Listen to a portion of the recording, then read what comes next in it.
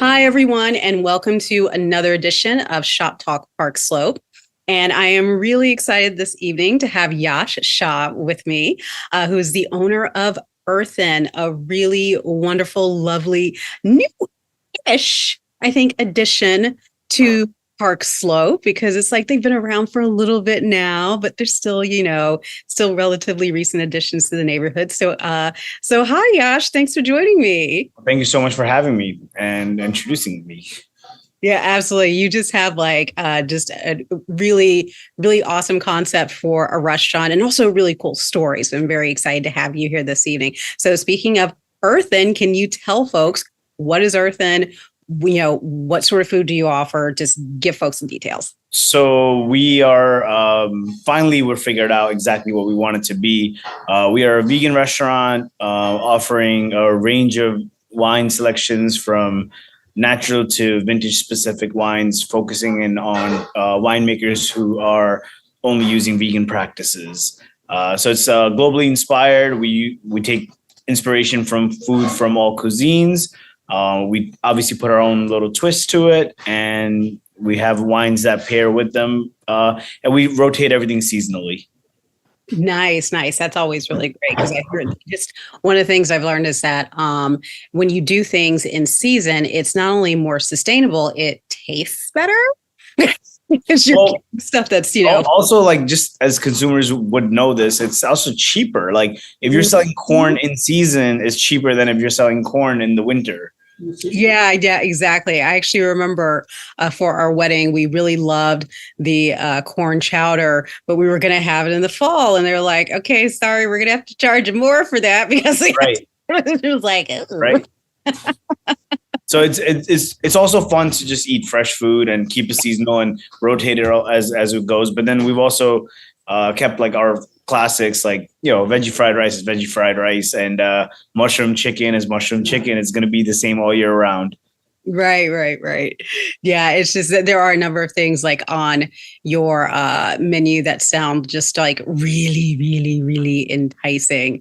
In particular, I don't know. Do you guys remember when you first opened? You had, I think, something called mushroom lavash. Yeah, we still carry it. It's still Yeah. still one of the fan favorites. Hard to take it off the menu.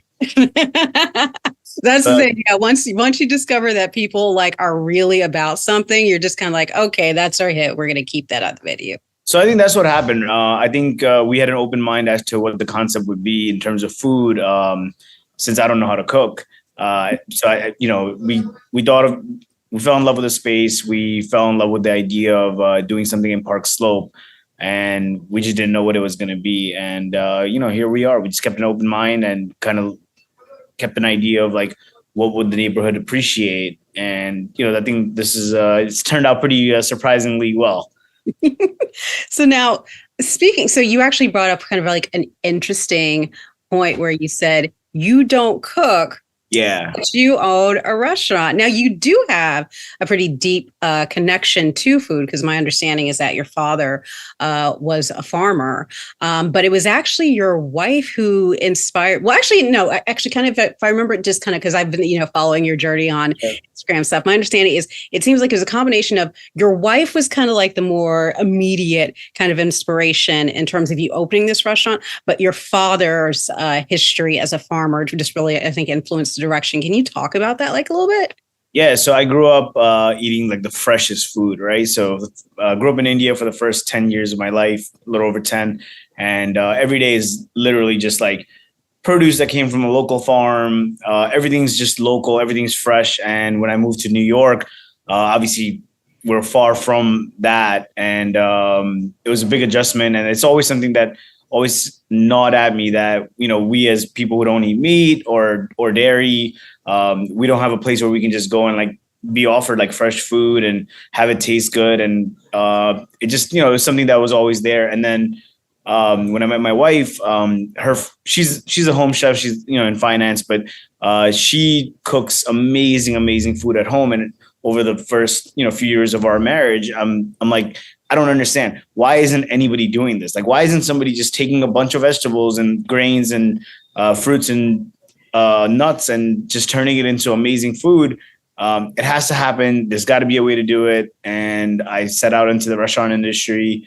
It took about 3 years for me to find a place, and the pandemic happened, and it was all it was all a journey. Right, right. And yeah, kind of speaking of that, like you, a vegan restaurant during the pandemic, that had to have been a bit. Woo. So how Yeah. did you manage to come across the space in Park Slope and just kind of like settle in like on that? So I live in the city, and I was only really looking for a place in the city, and anything from like a wine bar to something a little larger. And one day during the pandemic, my friend who's my broker, he was like, "Dude, there's a place in Brooklyn. You got to go check it out. There's this huge patio." And I'm like, "I'm not going to Brooklyn." I'm like, "What am I going to do? Get up every morning, drive to take the train or drive? Like it makes no sense." I'm like, "I live in the city. I want to get a place in the city." And he's like, "It's the pandemic, right?" And I'm like, "Yeah." And he's like, "What are you doing today?" And I'm like, "Nothing." He's like, "Just go see it." I'm like, "Okay, I'll go see it." And I came here, just instantly fell in love. But I took my time. I spent about 3 months like trying not to take the space. And every morning I woke up, and every morning I'm like, how can I not take the space? And it was like one of those, like, don't buy a piece of art unless you have to have it. And Right. it was like a calling, to be honest. It was like, no, this is what I was meant to do. This is where I was meant to do it. And whatever happens, happens. And actually, funny story, the idea of Earthen was actually not meant to be a vegan or vegetarian restaurant. It was meant. Oh, Yeah, so Earthen was initially going to be an Indian restaurant. It wasn't even going to be a vegan or vegetarian restaurant, but then going through like different chefs with their ideas of what they would do here, one thing or another didn't fall into place. It took a long time. It took almost a year after I signed the lease to get open, which was gruelingly, painfully, gnawingly, badly, like, enragingly, like you could just, all the emotions you could think of are yeah. all there and ballooned up, and it's extremely frustrating. But I also just, I'm almost 40, or I'm 40 now. And it was like, I knew that whatever I was going to set into, because it was my first time, it was just going to take time. And I just had to stay patient, and I just kind of had to weather the storms and the gut punches, and the construction was taking forever. The permits take forever. Finding a chef who sees your vision for what you want to accomplish takes forever. And there's just no shortcuts to it. You want to do something, you're going to have to pay the price. It's going to be time, it's going to be money, it's going to be energy. It's all of it. Yeah, and then of course, it's complicated by the fact that, like, you're in the midst of a global pandemic trying to get all of these things done. So Absolutely. it already takes a long time for these things to happen, under normal circumstances, then that just drags everything out further. And then having to navigate, all of that. But fortunately, I think actually, so did you find that having that patio really helps? I think that's what drew me to the space. And we now have 4 new restaurants that just opened up over the last like few months, and the whole neighborhood, kind of the whole block, kind of just changed. We have, so before, when during the pandemic, when we opened, it was just me and Burger Village, and across the street there was Parish Cocktail Lounge, but they closed. Mm-hmm. And there's Soda Voce, which is obviously a classic. It's always been here. But now we have an infusion of the beer garden next door. We have the infusion in Brewers Row. Maya Taqueria, which they have a location on Fifth Avenue. They're opening next to us. And Ralph's Ice Cream Shop brought a lot of traffic here. So absolutely, having the backyards helps when there's a draw of people that want to eat at the same time, whether it's a lunch hour or dinner hour. And that's the one thing about this industry that you kind of like don't know unless you actually work in it. It's like, it's a lot of downtime, but not really, because you're just setting up for the chaos, and then you reset, and then the chaos hits again, and it's, if you love it, you love it. There's really nothing you can do about it. But there's a lot of nuances in the hospitality industry that just kind of tickle your fancy. Because for me, like, I'm not from this industry, right? So it was a lot of learning. It was a lot of oh wow, okay, I see. Oh well, that makes sense. Well, why do they do that way? Well, okay, that I guess that makes sense. It was a lot of learning. It's a different world. It's a different mindset.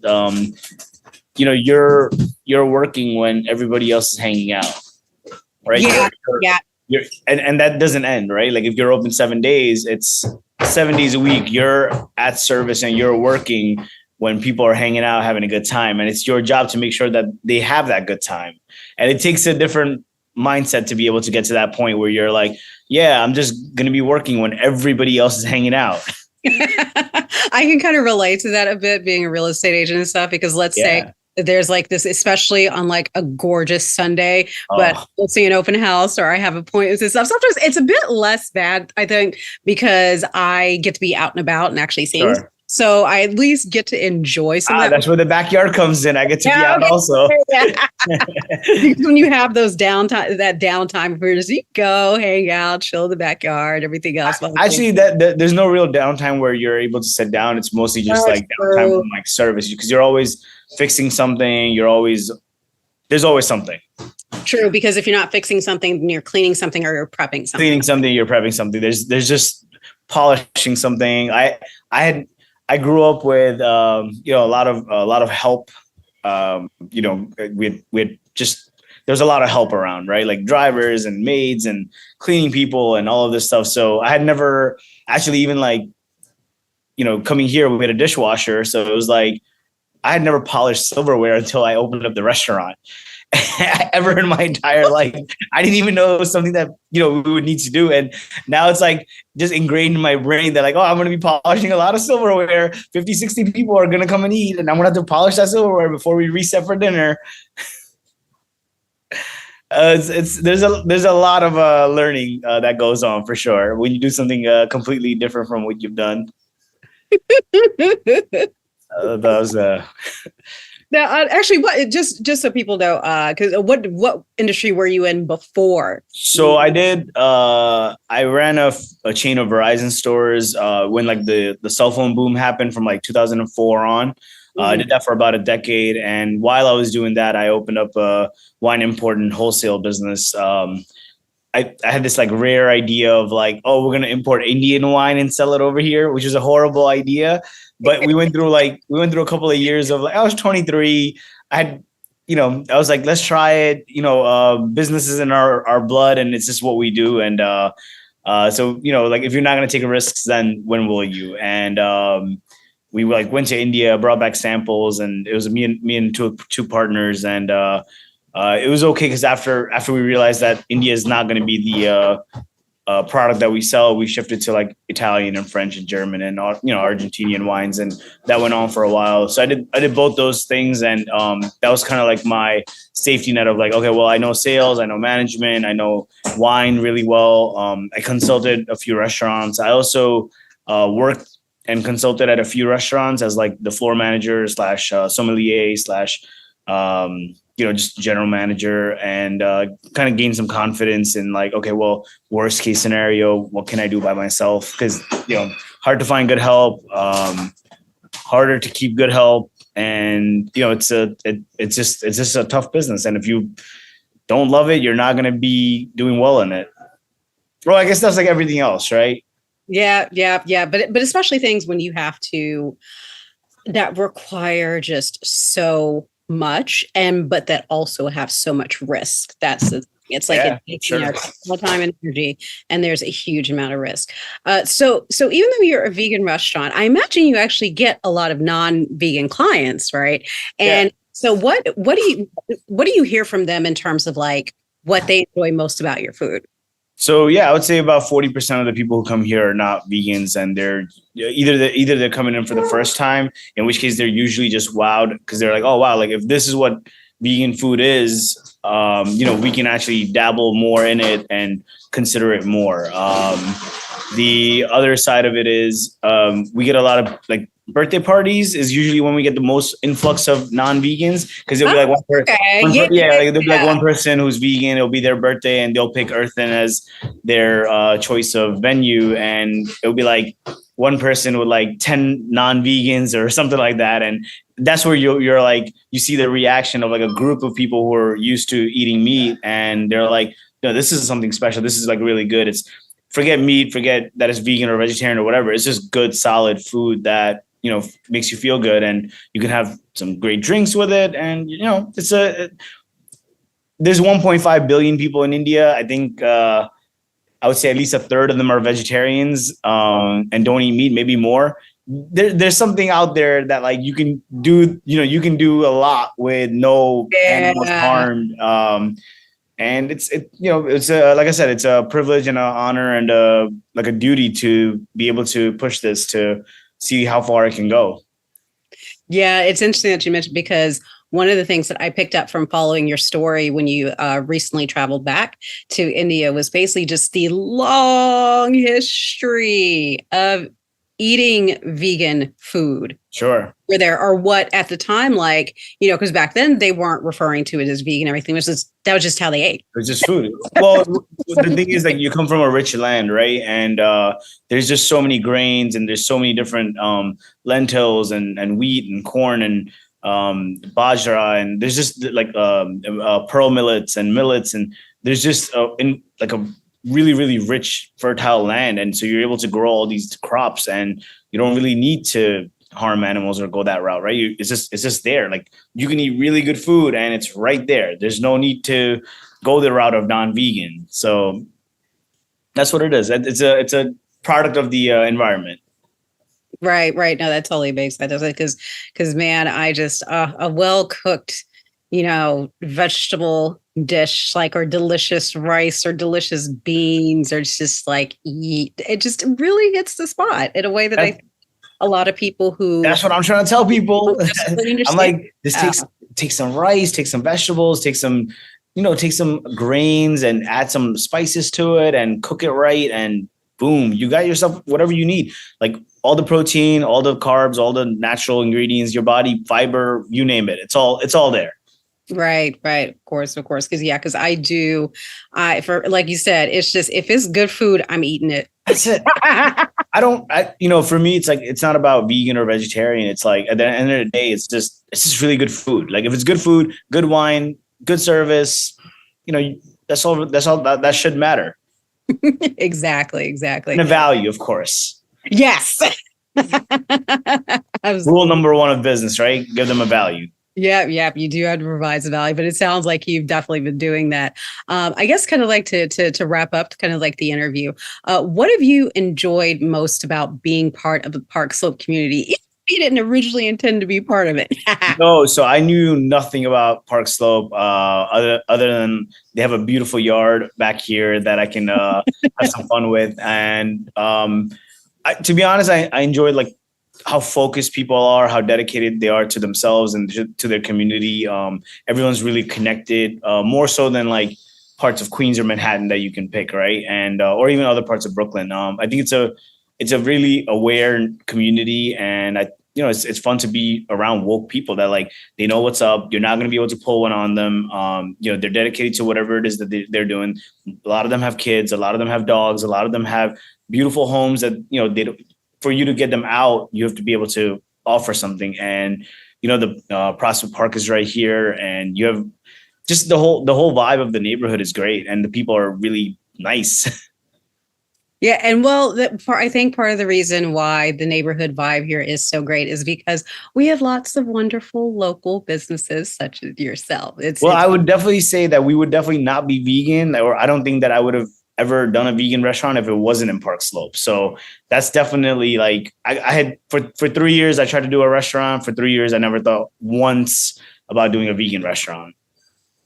yeah, just goes to show. It's like, that's like clearly there was some because I mean we have at the moment, I know that there's restaurants that have vegan offerings. I can think of one actual vegan restaurant, like on like Fifth Avenue. But even then, it's like the type of food that you're offering is very different Sure. from the style of food that they're doing. It's just Sure. distant and everything. So I think that you Well, kind of fulfilled a need for the neighborhood in terms of adding to its variety. right. I think the whole idea of like having it be globally inspired was the key, because it was like, well, you have vegan restaurants that you can go to, which is like, oh, just Asian vegan or Mexican vegan or Italian vegan, but there is no like globally inspired vegan, right? That doesn't exist except for Earthen.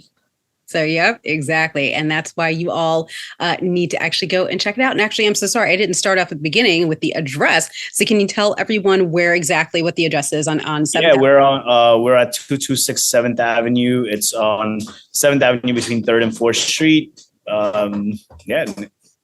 And you have an Instagram. I believe it's Earthen NYC. NYC, Earthen NYC. So you folks can follow them on Instagram and see photos of their wonderful, beautiful dishes and get information about when they're, switching up the menu for the season and their wonderful wines and just see what they have going on. All right. Amazing. Thank you. Thank you. Forward to hosting everyone. Cheers. Thank you so much for joining us this evening. It was really a pleasure talking to you and getting to know. Absolutely. Look forward to seeing you soon.